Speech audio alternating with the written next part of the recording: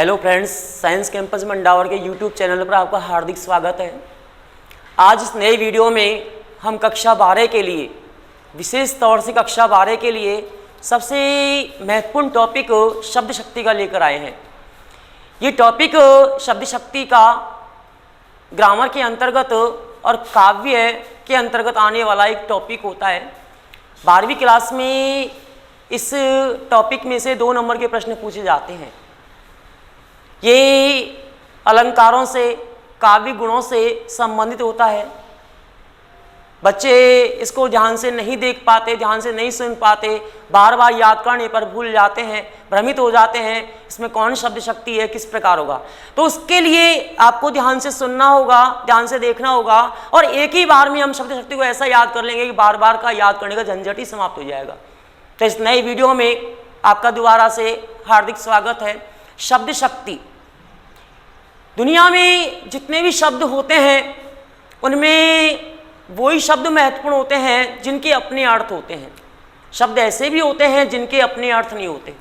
एक शब्द ऐसा होता है जिसका अपना अर्थ होता है, एक शब्द ऐसा होता है जिसका अपना एक ही अर्थ होता है, एक ऐसा होता है इसके अनेक अर्थ होते हैं। कौन सा महत्वपूर्ण हो गया? जिसके अनेक अर्थ हो गए, जिसका अलग अलग परिस्थिति में अलग अलग अर्थ निकाला जाए वो अधिक महत्वपूर्ण हो गया। एक व्यक्ति होता है सर्वगुण संपन्न, जो होता है कि जो सोशल मीडिया में या सोशल व्यवहार में अच्छा काम करता हो, पढ़ाई के क्षेत्र में अच्छा प्रदर्शन करता हो, धार्मिक क्षेत्र में अच्छा प्रदर्शन करता हो, वो ही अधिक शक्तिशाली माना जाता है। एक जो शब्द होता है, जो शब्द एक गुब्बारा होता है, गुब्बारा जिसमें हवा भर सकते हैं वो गुब्बारा महत्वपूर्ण होता है, उसको गुब्बारा मान सकते हैं। और उसमें हवा ही नहीं भर सकते, जिसमें सुराख हो रही है वो महत्वपूर्ण होता है। शब्द महत्वपूर्ण कौन सा होता है? जिसका अपना अर्थ होता है। तो शब्द शक्ति किससे कहते हैं? शब्द शक्ति का अर्थ क्या है? इसका अर्थ होता है अभिव्यंजक शक्ति। अर्थ है इसका अभिव्यंजक शक्ति, अभिव्यंजक शक्ति। अभिव्यंजक का मतलब क्या होता है? अभि मानी होता है श्रेष्ठ या अच्छी प्रकार से, और व्यंजक मानी व्यक्त करने वाली, जो किसी शब्द के अर्थ को अच्छी प्रकार से व्यक्त करती है कि इसका ये अर्थ है इस वाक्य में। तो इस प्रकार अभिव्यक्त करने वाली या व्यक्त करने वाली शक्ति को शब्द शक्ति के नाम से जानते हैं। आचार्य मम्मट ने इसके बारे में कुछ लिखा है, संस्कृत में दिया था कि ये था कि शब्दार्थ हो संबंध है शक्ति। इसका अर्थ क्या हो गया है कि शब्द और अर्थ के बीच जो संबंध होता है, यह संबंध का बोध कराती है। शब्द और उसमें रहने वाले अर्थ के मध्य संबंध का बोध कराने वाली शक्ति जो होती है वो शब्द शक्ति कहलाती है। गोस्वामी तुलसीदास ने भी अपनी एक पंक्ति लिखी है शब्द और अर्थ के बारे में। उन्होंने क्या लिखा कि गिरा अर्थ जल बीच सम कहियत भिन्न न भिन्न। ये गोस्वामी तुलसीदास जी के द्वारा लिखा हुआ है कि गिरा अर्थ जल बीच सम, अर्थात शब्द में और अर्थ में वही संबंध होता है जो जल में और लहर में होता है। जैसे जल और लहर अभिन्न होती है, जल से लहरें उड़ती है और लहरें जल में ही समाहित हो जाती है। अर्थ शब्द से निकलता है और वापस अर्थ में ही समाहित हो जाता है। तो शब्द और अर्थ के बीच संबंध को बताया किसकी तरह? जल और लहर की तरह माना। ये गोस्वामी तुलसीदास जी का है। अब अपन यहां आते हैं कि शब्द शक्ति होती क्या है, किससे कहते हैं। शब्द शक्ति में क्या है? कार्य कौन करती है? बुद्धि करती है, दिमाग काम। जब भी हमारे पास कोई वाक्य आता है, उस वाक्य को देखकर हमारा दिमाग तुरंत काम करता है, इस शब्द का ये अर्थ निकलेगा। जैसे हमारे पास में ये आ गया कि एक तो है कि राम मूर्ख है, एक तो ये आ गया, और एक आ गया कि यहां पे कि राम गधा है। अब जैसे ही हम दोनों वाक्यों को पढ़ेंगे, ऊपर वाले को नीचे वाले को पढ़ेंगे, तो तुरंत ही राम मूर्ख है तुरंत हमारा दिमाग काम करेगा वहां पे कि राम पागलपन के काम करता है, इसलिए उसको मूर्ख कहा है। फिर यहां पे है कि राम गधा है, थोड़ा आगे बढ़कर अर्थ निकालेंगे कि राम और गधा तालमेल तो नहीं है। हाँ, राम में गधे के गुण हो सकते हैं। अब गधे का गुण क्या होता है? मूर्ख होना होता है। तो यहाँ पे दिमाग क्या निकालेगा इसका अर्थ कि राम मूर्ख है। यहाँ पे तो किसी भी शब्द के सामने आने पर कार्यकर्ता कौन है? दिमाग या बुद्धि। तो इसकी परिभाषा है कि बुद्धि का वह व्यापार अथवा कार्य अथवा वृत्ति, बुद्धि का वह व्यापार अथवा कार्य अथवा वृत्ति जिससे शब्द में निहित अर्थ को व्यक्त किया जाता है, उसे हम शब्द शक्ति कहते हैं। बुद्धि का वह व्यापार वृत्ति, पूरी परिभाषा ये है क्लियर इसकी। वैसे तो अपन कुछ भी इसकी परिभाषा बना सकते हैं। एक ये भी बना सकते हैं कि शब्द में छिपे रहने वाले अर्थ को बताने वाली शक्ति, शब्द में छिपे रहने वाले अर्थ को, कि उसमें कौन सा अर्थ छिपा हुआ है उस वाक्य में, तो शब्द में छिपे रहने वाले अर्थ का बोध कराने वाली शक्ति शब्द शक्ति कहलाती है। ये भी एक परिभाषा होती है। एक ये भी होती है कि शब्द और अर्थ के बीच में रहने वाले संबंध को बताने वाली शक्ति शब्द शक्ति होती है। लेकिन सबसे सटीक परिभाषा क्या होती है कि बुद्धि का वह व्यापार अथवा कार्य, देखो मैं लिख रहा हूं यहां पे, बुद्धि का वह व्यापार अथवा कार्य, बुद्धि का वह व्यापार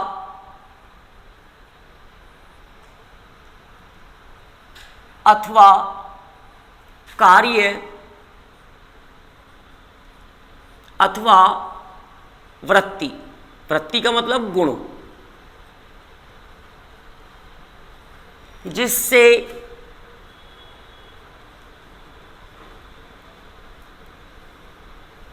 किसी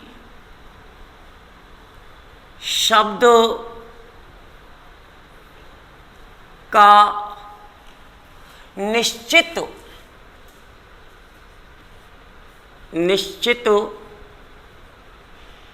अर्थ बोध होता है, निश्चित अर्थ बोध होता है, शब्द शक्ति कहलाती है। शब्द शक्ति कहलाती है। इसकी परिभाषा, सबसे सटीक परिभाषा यही होती है इसकी। अपन वैसे और भी दे सकते हैं, लेकिन सबसे बढ़िया परिभाषा पूरी चीज यहाँ आती है। बुद्धि का वह व्यापार अथवा कार्य अथवा वृत्ति जिससे किसी शब्द का निश्चित अर्थ बोध होता है, शब्द शक्ति कहलाती है। या वह शक्ति जिससे मानस यानी कि मन में रहने वाले शब्द के अर्थ का भाव व्यक्त होता है, उसे शब्द शक्ति कहते हैं। अब हमारे पास एक संस्कृत के एक श्रेष्ठ आचार्य थे, आचार्य मम्मट। आचार्य मम्मट ने अपना एक ग्रंथ लिखा था जिसका नाम था काव्य प्रकाश। मम्मट ने काव्य प्रकाश, ये ग्रंथ का नाम है इनके का, संस्कृत में लिखा हुआ है ये काव्य प्रकाश। इस काव्य प्रकाश में इन्होंने 3 प्रकार के शब्दों को माना था कि शब्द 3 प्रकार के होते हैं। इन्होंने 3 प्रकार के शब्द माने थे। इसमें एक शब्द होता है जिसे कहते हैं अपन वाचक शब्द, वाचक। एक होता है जिसे कहते हैं अपन लक्षक शब्द, और एक होता है जिसे कहते हैं अपन व्यंजक शब्द। ये 3 प्रकार के इन्होंने शब्द माने थे, वाचक, लक्षक और व्यंजक। वाचक शब्द कौन सा होता है? जिसका मुख्यार्थ व्यक्त होता है, मुख्य अर्थ व्यक्त होता है, कि जो है अर्थ उसका, चाहे वो व्याकरण वो शब्दकोश के अनुसार हो या लोक प्रचलित हो, यो भी होता है। जैसे गधा है, इसका मुख्य अर्थ क्या होता है? जानवर होता है। तो वह शब्द जिसका मुख्य अर्थ व्यक्त होता है, इसका मुख्य अर्थ क्या है, तो वो वाचक शब्द होता है।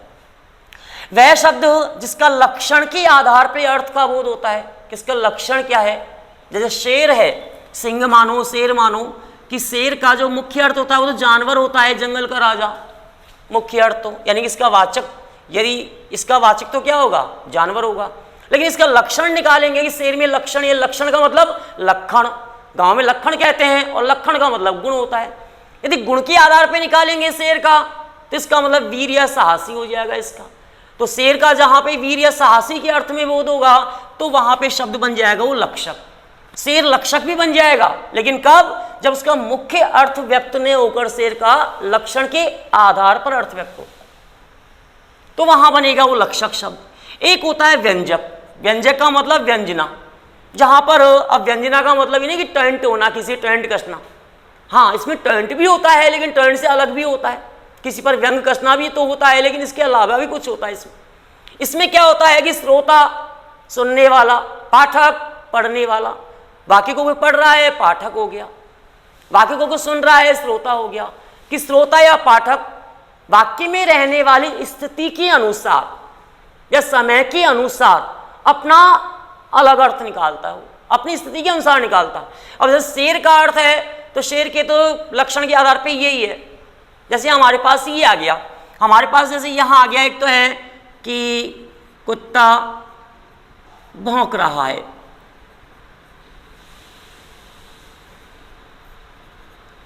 एक आ गया हमारे पास कुत्ते तो भौंकते ही है, कुत्ते तो भौंकते ही है, और एक आ गया अरे कुत्ते, ये तीन हमारे पास में वाक्य हैं, और तीनों में हमने देखा कि पहले वाक्य में भी कुत्ता है, सेकंड में भी कुत्ता आ रहा है, और तीसरे में भी कुत्ते आ रहे हैं, समान आ रहा है। लेकिन तीनों में अंतर है कि एक जगह कुत्ता बन रहा है वाचक के रूप में, एक जगह आ रहा है लक्षक के रूप में, और एक जगह आ रहा है व्यंजक के रूप में। अभी आपको मैंने बताया था कि जहां शब्द का मुख्य अर्थ व्यक्त होता है, मुख्य अर्थ, वहां तो शब्द होता है वाचक, और जहां शब्द का मुख्य अर्थ व्यक्त नहीं होता बल्कि लक्षण के आधार पे, गुणों के आधार अन्य अर्थ निकलता है, वो होता है लक्षक। और तीसरा है कि जहां पाठक या श्रोता वाक्य में रहने वाली स्थिति के अनुसार अपना अलग अर्थ निकालते हैं, तो वहां हो जाएगा व्यंजक। अब यहां देखिए कुत्ता भौंक रहा है, कुत्ते का काम भौंकना होता है, और भौंक रहा है वो, यानी कुत्ता यहाँ पर जानवर के रूप में ही आया है, कुत्ते का मुख्य अर्थ जानवर के लिए है, तो यहाँ पे कुत्ता किसके लिए आ गया, वाचक। यहाँ कह रहा है नीचे कुत्ते तो भौंकते ही हैं, यहाँ कुत्ते जानवर के लिए नहीं है, कुत्ते किसके लिए आ रहा है, यहाँ पे कुत्ते उन लोगों के लिए आ रहा है जो निंदा करने वाले होते हैं। निंदा करने वालों का काम ही क्या होता है, निंदा करना होता है। तो कुत्ते किसके लिए कहा है, जानवर के लिए नहीं बल्कि निंदा करने वाले लोगों के लिए, कि वो तो जो अच्छे काम करने वाले होते हैं उनकी निंदा ही करते रहते हैं। तो कुत्ते किसके लिए आगे, निंदा करने वालों के लिए, यानी कि मुख्य अर्थ में होकर क्या, कुत्ता का अर्थ निंदा कर, तो यहाँ पे कौन सा हो जाएगा, लक्षक हो जाएगा। तीसरा है व्यंजक, अरे कुत्ते भौंकने लगे, जी पढ़ने वाले ने पढ़ा अरे कुत्ते भौंकने लगे, ये आ गया माना कि पढ़ने वाले ने पढ़ा, सोचा कि हो सकता है चोर रात्रि का समय हो, चोर आ रहे हो और कुत्ते भौंकने लग गए हो। सुनने वाला है, उसने सुना अरे कुत्ते भौंकने लगे, तो उसका ये अंदाजा है कि शायद अनिष्ट होने की संभावना। तो यहाँ पे कुत्ते भौंकने लगे, इसका पाठक या श्रोता अपनी स्थिति के अनुसार अर्थ निकालेगा। तो जहाँ पे कल्पना के आधार पे अर्थ निकालता है स्थिति के अनुसार, वहाँ पे कौन, तो यहाँ कुत्ते व्यंजक शब्द के रूप में आया है, यहाँ किसके रूप में है, लक्षक के रूप में, और यहाँ किसके रूप में है, वाचक के रूप में। तो कहने का मतलब यह है कि आचार्य मम्मट ने शब्द को माना तीन प्रकार से। एक शब्द वैसा वह होता है जिसका अपना मुख्य अर्थ होता है, एक शब्द वह होता है जो अपने मुख्य अर्थ में न होकर के लक्षण के आधार पे अन्य अर्थ में होता है, और एक शब्द वह होता है जो पाठक या श्रोता को अपनी कल्पना के आधार पे अर्थ निकालने के लिए प्रेरित करता है, वो व्यंजक। वाचक शब्द के तीन भेद माने उन्होंने कि वाचक शब्द तीन प्रकार के होते हैं। अब वाचक के तीन भेद कौन कौन से होते हैं, एक भेद होता है वाचक का जिसे कहते हैं रूढ़, एक होता है जिसे कहते हैं अपन यौगिक, और तीसरा होता है जिसे कहते हैं अपन योग रूढ़। एक तो होता है रूढ़ शब्द, एक होता है यौगिक, और एक योग रूढ़। वे शब्द जिनका निर्माण संधि समास उपसर्ग प्रत्यय आदि से नहीं होता, जो अपने आप में स्वतंत्र होते हैं और खंड करने पर जिनका कोई अर्थ नहीं होता, वो रूढ़ होते हैं। जैसे हमारे पास एक कक्ष आ गया, कक्ष, और एक हमारे पास आ गया कक्षा। अब कक्ष के टुकड़े करें, कक्ष का इस समय तो रूढ़ हो रहा है, कमरे के लिए हो रहा है। यदि इसके टुकड़े कर दें, अपन कै को अलग कर दें और शय को अलग कर दें, तो ना तो कै का ही अर्थ निकल रहा है और ना शय का अर्थ निकल रहा है। यानी कि ये मिलकर तो अपना अर्थ दे रहा है, रूढ़ हो रहा है कमरे के लिए, लेकिन खंड करने पर अपना अर्थ नहीं दे रहा है। इसका निर्माण न संधि से हुआ है, न समास से, न उपसर्ग से, न प्रत्यय से। इस कक्षा को अलग करें, अपन कक्षा को अलग करेंगे तो यहाँ हो जाएगा कक्ष शब्द हो जाएगा और आ इसमें प्रत्यय निकल जाएगा। तो कक्ष और आ से बनाए कक्षा, तो कक्ष का भी अपना अर्थ है कमरा, और आ का आ प्रत्यय होता है, इसका भी अपना अर्थ है, क्योंकि पुल्लिंग से स्त्रीलिंग बनाने में ये काम आता है आकारण प्रत्यय। तो यहाँ पे ये है, तो ये वाला शब्द रूढ़ नहीं है और ये वाला रूढ़ है। तो रूढ़ शब्द कौन से होते हैं? वे शब्द जो मिलकर तो अर्थ देते हैं लेकिन खंड करने पर अपना कोई अर्थ नहीं देते हैं, वो होते हैं रूढ़ शब्द। इनका निर्माण संधि, समास, उपसर्ग, प्रत्यय से नहीं होता है। अब आ गया बारी यौगिक की। इसका निर्माण कैसे होता है? ये शब्द वो होते हैं जिनका निर्माण दो या दो से अधिक शब्दों के मेल से होता है, सार्थक शब्दों के मेल से। सार्थक का मतलब क्या होता है कि जिन शब्दों से इसका निर्माण होता है उन दोनों का अपना अपना अर्थ होता है। जैसे यहाँ कक्षा है, इसका निर्माण दो शब्दों से हुआ है, कक्ष और आ से। कक्ष का भी अपना अर्थ है और आ प्रत्यय का भी अपना अर्थ है। तो इस दोनों सार्थक शब्दों से इसका निर्माण हुआ है, तो ये शब्द किस में आएगा? यौगिक में होता है। इसका निर्माण संधि से, समास से, उपसर्ग से और प्रत्यय से, चारों से होता है यौगिक का। योग रूढ़ क्या होते हैं? जिनका निर्माण तो यौगिक की तरह होता है, जिनका निर्माण तो यौगिक की तरह होता है, लेकिन वो किसी अन्य अर्थ में रूढ़ हो जाते हैं। जैसे ये रूढ़ है कमरे के लिए। हिंदी में जो बहुब्री समास होता है जिसका अन्य पद प्रधान होता है, वो बहुब्री समास के सारे उदाहरण कहाँ जाते हैं? योग रूढ़ में जाते हैं। हमारे पास में ये आ गया, माना कि हमारे पास में आ गया बजरंग, बजरंग। अब बजरंग का अर्थ क्या हो गया? वज्र के समान अंग। अब वज्र के समान अंग, ये शब्द रूढ़ हो रहा है किसके लिए? हनुमान जी के लिए रूढ़ हो रहा है। तो ये बना है दो शब्दों से, एक तो वज्र और एक अंग। वज्र शक्तिशाली, कठोर हथियार के लिए कहते हैं, और अंग का मतलब अंग। अब वज्र का भी अब अपना अर्थ है और अंग का भी अपना। जैसे यहाँ करें, वज्र कर दिया अपन ने और यहाँ दूसरा कर दिया अपन ने अंग, तो अंग का भी अपना अर्थ है, वज्र का भी अपना अर्थ है। लेकिन ये किसी तीसरे के लिए रूढ़ हो रहा है। किसके लिए? हनुमान जी के लिए। अगर रूढ़ नहीं होता किसी के लिए, जैसे हमारे पास में यहाँ आ गया कक्षाध्यापक आ गया, कक्षाध्यापक। अब कक्षाध्यापक का अपन खंड करेंगे तो दो खंड हो जाएंगे, कक्षा अलग हो गया और अध्यापक अलग हो गया। अब कक्षा का भी अपना अर्थ है और अध्यापक का भी अपना अर्थ है, दोनों का अर्थ है, कक्षा का भी और अध्यापक का भी। लेकिन ये किसी और के लिए रूढ़ नहीं हो रहा। इसका निर्माण दो सार्थक शब्दों से हुआ लेकिन रूढ़ नहीं हो रहा, तो ये शब्द कहाँ जाएगा? यौगिक में जाएगा। तो तीनों में अलग अलग बता दिया आपको कि रूढ़ शब्द तो वे होते हैं जिनके खंड करने पर कोई भी अर्थ नहीं होता और मिलकर अपना अर्थ देते हैं, वो तो होते हैं रूढ़। और जिनके खंड करने पर जिनका निर्माण दो सार्थक शब्दों के योग से होता है उसे यौगिक कहते हैं। और जिनका निर्माण तो यौगिक की तरह होता है लेकिन अर्थ जो है रूढ़ की तरह निकलता है, किसी के लिए रूढ़ हो जाते हैं, वो होते हैं योग रूढ़। तो यहाँ पे हमने ये बताया था कि वाचक शब्द जो है तीन प्रकार के होते हैं। अगर प्रश्न पुटअप कर दे आपसे कि वाचक शब्द के कितने प्रकार होते हैं, उनके नाम लिखो, तो आप सीधे से लिख देंगे वाचक शब्द के तीन प्रकार होते हैं, रूढ़, यौगिक और योग रूढ़। अगर ये कहा जाएगा रूढ़ में और यौगिक में क्या अंतर होता है?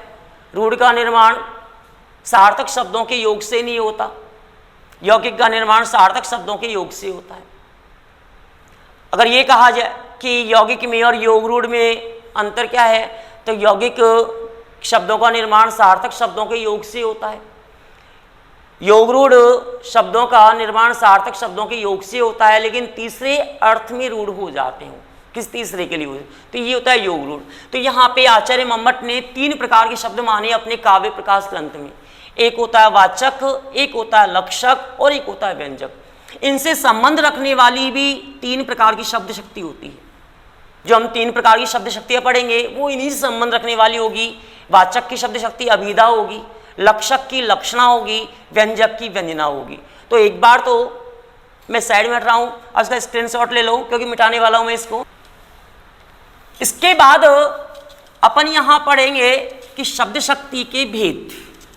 शब्द शक्ति मुख्य रूप से 3 प्रकार की होती है। वैसे काफ़ी विद्वानों ने शब्द शक्ति 80 भी मानी थी, संख्या काफ़ी सारी मानी, किसी ने 6 मानी, लेकिन आचार्य मम्मट ने 3 शब्द शक्तियों के नाम दिए हैं जो सटीक है। कौन कौन सी होती है? शब्द शक्ति के भेद। शक्ति के भेद इसमें एक तो होती है जिसका नाम है अभिधा शब्द, अभिधा शब्द शक्ति। एक होती है जिसका नाम है लक्षणा शब्द शक्ति, लक्षणा शब्द शक्ति। और तीसरी होती है जिसका नाम है व्यंजना शब्द शक्ति, व्यंजना शब्द। जो 3 शब्द शक्तियां होती हैं, अभिधा, लक्षणा, व्यंजना शब्द शक्ति। अभिधा शब्द शक्ति, इसमें क्या होता है कि यह वाचक शब्द के लिए काम आती है, वाचक शब्द का अर्थ निकालती है। इसका जो शब्द होता है अभिधा का, उसे कहते हैं अपन वाचक शब्द। वाचक का अर्थ निकालते हैं और वाचक में क्या होता है? मुख्यार्थ होता है, मुख्य अर्थ होता है। ये जिसका अर्थ निकालती है उस शब्द को कहते हैं अपन लक्षक शब्द, लक्षक शब्द। और ये जो व्यंजना जिसका अर्थ निकालती है उसे कहते हैं अपन व्यंजक। तो यहाँ पे अपन ने क्या देखा कि अभिधा किस शब्द का अर्थ निकालती है? वाचक शब्द का। लक्षणा किसका निकालती है? लक्षक शब्द का। और व्यंजना किसका निकालती है? व्यंजक शब्द का। अभिधा से जो अर्थ निकलता है, अभिधा शब्द शक्ति वाचक का जो अर्थ निकालती है, उस अर्थ को क्या कहते हैं? उस अर्थ को अपन एक तो कहते हैं मुख्य अर्थ, क्योंकि मुख्य अर्थ होता है उसमें। एक तो उसका नाम मुख्य अर्थ होता है, एक उसको मुख्य अभिधेयार्थ भी होता है, उस अभिधेयार्थ। वैसे कुछ लोग टीचर्स जो हैं अभिधार्थ लिखते हैं, लेकिन शुद्ध है अभिधेयार्थ। उसको अपन संकेतार्थ भी कहते हैं, संकेतार्थ। और उसको हम वाच्यार्थ भी कहते हैं। चारों के अलग अलग नाम बता देंगे कैसे होगा। लक्षणा शब्द शक्ति जिसका अर्थ निकालती है वो शब्द लक्षक होता है, और निकलने वाला अर्थ क्या होता है? एक तो उसे कहते हैं अपन लक्ष्यार्थ, और एक उसको कह सकते हैं अपन आरोपितार्थ, आरोपितार्थ। आरोपित अर्थ होता है, उस पर रोपण करते हैं, किसका रूप दिया जाता है वहां पे। व्यंजना शब्द शक्ति जो है जिस शब्द का अर्थ निकालती है उसे कहते हैं व्यंजक शब्द। व्यंजक शब्द जो है इससे निकलने वाला अर्थ एक तो उसका नाम होता है व्यंग्यार्थ, एक उसको कहते हैं अपन गम्यार्थ, यानी कि गमनशील रहता है और अपनी स्थिति के अनुसार उसका अर्थ निकालता है, गम्यार्थ इसके नाम हो। कई बार क्या होता है कि पूछ ले कि गम्यार्थ किस शब्द का अर्थ होता है? व्यंजक शब्द का। गम्यार्थ किस शक्ति के द्वारा निकाला जाता है? व्यंजना के द्वारा। अपन को ये तो मालूम होता है कि व्यंग्यार्थ किससे निकलता है, सबको मालूम है, क्योंकि ये चीजें। अब ये है कि आरोपितार्थ किस शब्द का होता है? लक्षक का होता है। आरोपितार्थ को निकालने वाली शब्द शक्ति कौन सी होती है? लक्षणा होती है। ऐसे यहाँ है वाचक। अब यहाँ मुख्यार्थ तो अपन जानते हैं कि मुख्य अर्थ ही होता है इसका, तो कि जो उसका मुख्य अर्थ होता है। एक होता है अभिधेयार्थ कि उसको वहां किस रूप में व्यक्त किया गया है, उसका मुख्य कार्य क्या है। अभिधेयार्थ नहीं, उसका मुख्य कार्य क्या होता है। संकेतार्थ होता है कि उसका संकेत क्या है। कई बार क्या संकेत के माध्यम से अर्थ निकलते हैं, संकेत के वहां संकेतार्थ होता है। एक होता है वाच्यार्थ जहां पे स्पष्ट अर्थ होता है, बिल्कुल साफ साफ, कुछ छिपाया नहीं जाता, वो वाच्यार्थ होता है। तो ये तो होता है मुख्य अर्थ, ये होता है कथन के अनुसार रहने वाला अर्थ, ये होता है संकेत के रूप में, और ये होता है स्पष्ट अर्थ। हम यहाँ उदाहरण देंगे, एक एक को समझेंगे, आसानी से आपको समझ में आ जाएगी। और मैं नहीं समझता कि आप इससे 1% वंचित रह जाएंगे, ये हमारी समझ में नहीं आई। लेकिन आप यहाँ पे अपने ध्यान को फोकस बना के रखिए कि कैसे किस में जा रहा है। कोई थोड़ा सा भी यदि आपने ध्यान डाइवर्ट कर दिया तो थोड़े से ध्यान से आपकी शब्द शक्ति आपसे वंचित रह जाएगी और फिर आप सीख नहीं पाएंगे इसको। तो पूरा ध्यान यहाँ फोकस कीजिए। अभिधा में क्या होता है, लक्षणा में क्या होता है, व्यंजना में। तो अपन पहला नंबर, एक तो इसमें क्या है, यहाँ जब अपने पास में आ गया तो तीनों में अपने इसका अर्थ निकाल देंगे कि अगर पूछे कि अभिधा में और लक्षणा में अंतर क्या होता है, अभिधा में और लक्षणा में अंतर क्या होता है, तो अपन यहाँ अंतर दे सकते हैं। अभिधा जिसका अर्थ निकालती है उस शब्द को वाचक कहते हैं, और लक्षणा जिसका अर्थ निकालते हैं स्वयं लक्षक कहते हैं। पहला अंतर। दूसरा ये हो गया है, अभिधा से निकलने वाला अर्थ मुख्यार्थ या अभिधेयार्थ या कोई सा भी एक नाम लिख दो, वो होता है। और लक्षणा से निकलने वाला अर्थ लक्ष्यार्थ या आरोपितार्थ होता है। यदि माना हमसे पूछा जाए कि लक्षणा में और व्यंजना में अंतर क्या, केवल अंतर ही पूछे, अंतर जहां आएगा एक एक उदाहरण भी साथ में देना पड़ेगा। उदाहरण की जब बारी आएगी तो आगे अपन देखेंगे तो वहां अपने आप मालूम पड़ेगा किसका उदाहरण है ये। लेकिन एक बार अंतर देखिए कि लक्षणा में और व्यंजना में, कि लक्षणा का शब्द लक्षक होता है और व्यंजना का व्यंजक शब्द होता है। लक्षणा से निकलने वाला अर्थ लक्ष्यार्थ या आरोपितार्थ होता है और व्यंजना से निकलने वाला अर्थ व्यंग्यार्थ या गम्यार्थ होता है। इसका हो गया। अगर यहाँ अभिधा में और व्यंजना में पूछेगा तो अभिधा में और व्यंजना में देखेंगे तो अभिधा का शब्द वाचक, व्यंजना का व्यंजक। अभिधा से निकलने वाला अर्थ ये नीचे दिया है और व्यंजना का जो अर्थ होता है वो व्यंग्यार्थ है, गम्यार्थ होता है। अब हमारे पास ये कि एक एक का नंबर लेंगे, एक एक में क्या क्या करेंगे, अभिधा में क्या होता है, व्यंजना में क्या होता है, लक्षणा में क्या होता है। कोई भी आदमी है अपना वाक्य अनेक प्रकार से व्यक्त करता है। शब्द के अर्थ, शब्द एक ऐसा होता है जिसका एक लोक प्रचलित अर्थ होता है। शब्द एक ऐसा भी होता है जिसका अलग अलग अर्थ होता है, जिसका अन्य अर्थ निकाल दे लक्षण के आधार पे। जैसे हमारे पास में ये आ गया, हमारे पास में ये है कि वह पत्थर पर बैठा है, पत्थर पर बैठा है। और ये आ गया उसका मन, उसका मन पत्थर का है। और एक हमारे पास में आ गया, राम ने कहा पत्थर मत बनो। ये तीनों वाक्यों में पत्थर आ रहा है, यहां भी पत्थर है और यहां भी पत्थर है और यहां फिर पत्थर है। ऊपर जो पत्थर आ रहा है ये अपने मुख्य अर्थ में है, जिसको हम भाटा कहते हैं, प्रस्तर कहते हैं, उसमें। तो ये तो अपने मुख्य अर्थ में है। तो ये यहाँ पे शब्द शक्ति कौन सी काम करेगी, अभिधा काम करेगी। इसका शब्द कौन सा है, वाचक है। उसका मन पत्थर का है, तो पत्थर अपने मुख्य अर्थ में नहीं है। पत्थर किसके लिए, पत्थर का लक्षण होता है कठोर, तो ये अन्य अर्थ के लिए आया है, अन्य अर्थ के लिए आ गया। तो यहाँ पे लक्षण के आधार पे, अब पत्थर का लक्षण क्या होता है, कठोर, तो लक्षण के आधार पे अर्थ निकल रहा, तो यहाँ हो जाएगी लक्षणा। ऐसे राम ने कहा कि इतने पत्थर मत बनो। राम ने अपने किसी उद्देश्य से कहा, सुनने वाला इसका अपना अर्थ निकालेगा।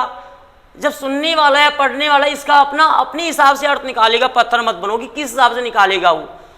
तो यहाँ पे मैंने बोला कि जहाँ परिस्थिति के अनुसार सुनने वाला है, पढ़ने वाला अपना अर्थ निकालता है, तो वहाँ कौन सी होती है, व्यंजना। तो ये तीन प्रकार के शब्द शक्ति बताइए, अभिधा, लक्षणा, व्यंजना। नई वीडियो में हम इसी को एक एक करके आगे बढ़ाने का प्रयास करेंगे, लेकिन इसके लिए आपको पूरा ध्यान लगाना पड़ेगा। और जहाँ जहाँ आपको दिख रहा है वहाँ, जैसे मैं साइड में होता हूँ, इसका स्क्रीनशॉट ले लिया करो, न मालूम कौन सा क्वेश्चन कहाँ पुट अप हो जाए। एक हम देख रहे हैं कि आप